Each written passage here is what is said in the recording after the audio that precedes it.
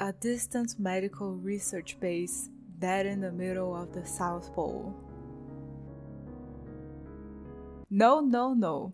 I'll have you know that what you're doing is really ugly. We shouldn't immediately compare every piece of horror media set in a snowy, isolated base to The Thing. Let them prove themselves and be creative with a concept. Judge them for their own merits and mistakes, not for what they are compared to something else.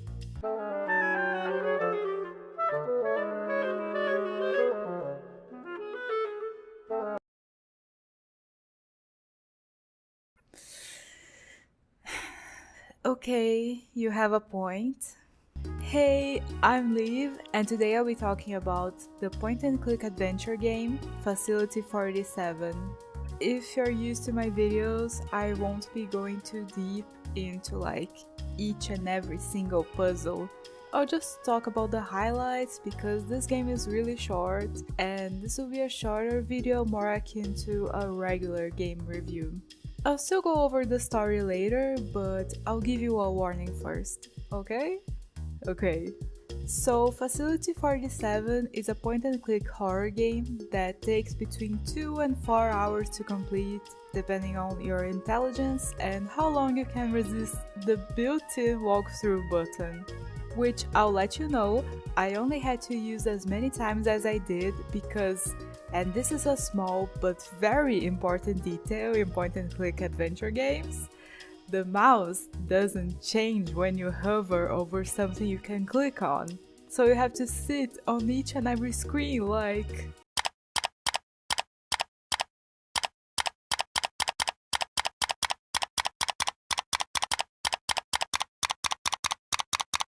But anyways, the story is told through letters and emails you find throughout the course of the game. Our guy, Dr. Yan, is extremely dedicated and some would say obsessed with finding the cure to cancer, since it's pretty much a guarantee if you're born in his family. He works in an isolated facility in the South Pole, and volunteered once again to be part of the small crew that stays there over the winter.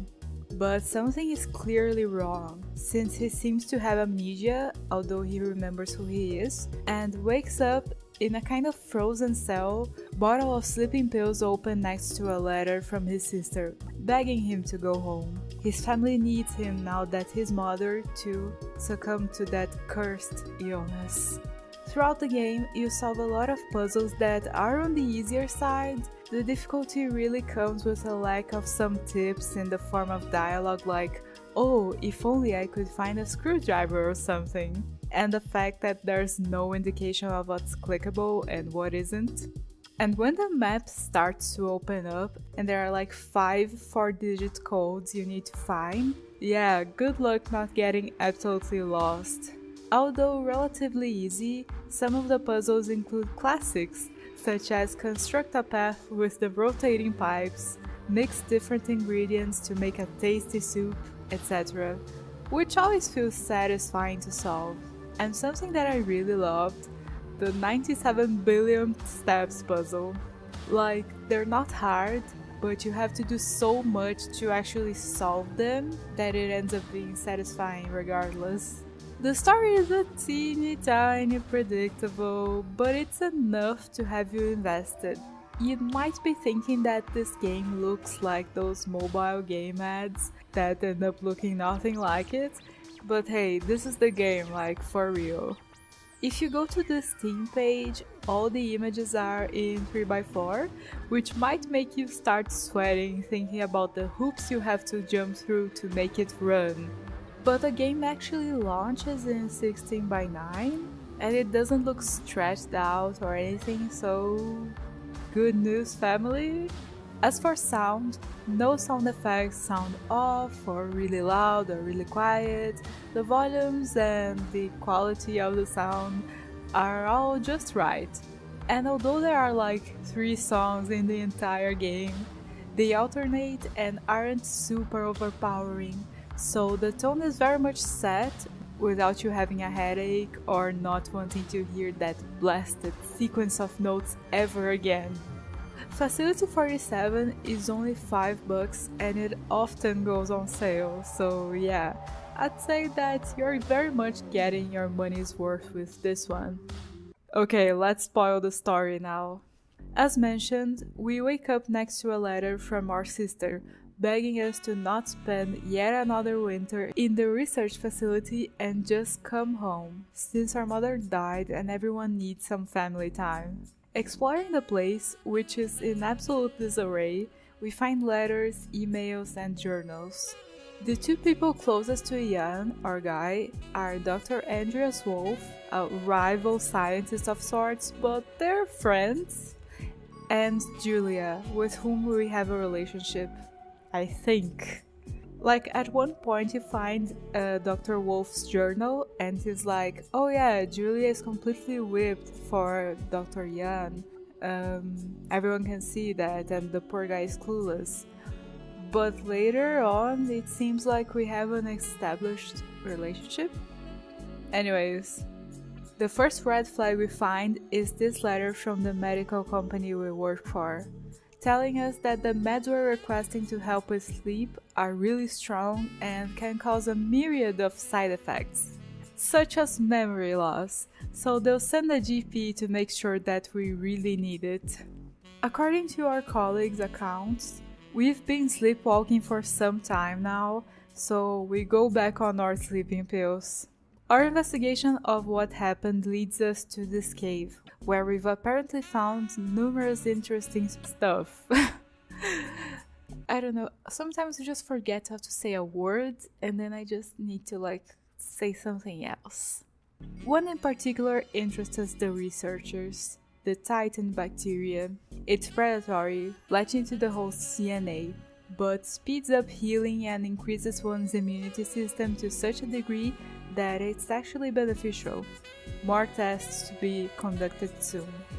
When we finally make it into our bedroom, we find out that we injected ourselves with a bacteria. Unable to contain ourselves when faced with the possibility of a panacea. After a few hours, we slash our own hand and the cut immediately closes. We're overjoyed, everything is going so well, we're gonna be cured, everything is gonna be fine, and the humans are gonna live forever. We run out and kiss and hug Julia, telling her that we'll get out of here and start enjoying life and blah blah blah blah blah. In this little lab here, we have to assemble and assess the compositions of cells of 5 different specimens, ranging from this awful spider thing to a starfish to a whale.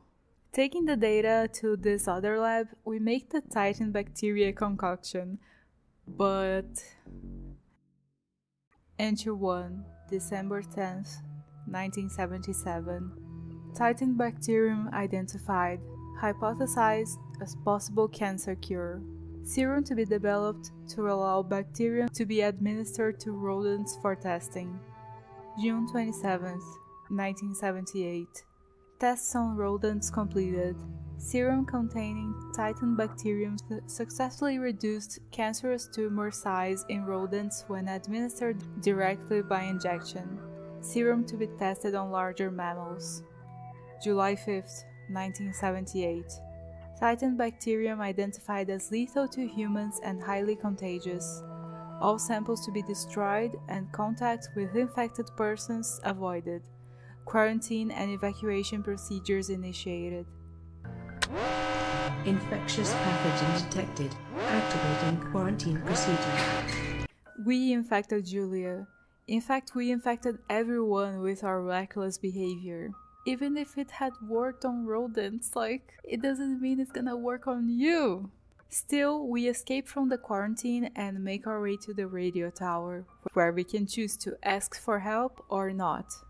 I did the right thing and stayed there to die, and the game deletes your save file, so you have to play through the game again to see the other ending. I think I'll pass. Oh, why did we survive the Titan bacteria? Apparently, if you have the "you will 100% have cancer guaranteed" gene, the bacteria turns you into a superhuman. If you're normal, you die. After realizing our mistake, we lock ourselves in the frozen cell and try to OD on the sleeping pills. But hey, Titan bacteria. So we wake up and the entire game happens. Yeah, it's a story. Nothing much to write home about, but there you have it. The story is actually the reason why I didn't make my usual video of like going puzzle by puzzle and letter by letter, because like the story is so bland. It's like, play it for yourself. The puzzles are cool, the ambience is cool, it's just that I don't feel like spending hours upon hours to tell you this, you know. But I do recommend this game. It's just not good enough to make a video, a full-on video about. Thank you so much for watching. Like, comment, subscribe, blah blah blah blah blah, and I'll make more videos if an anvil doesn't fall on my head. Bye!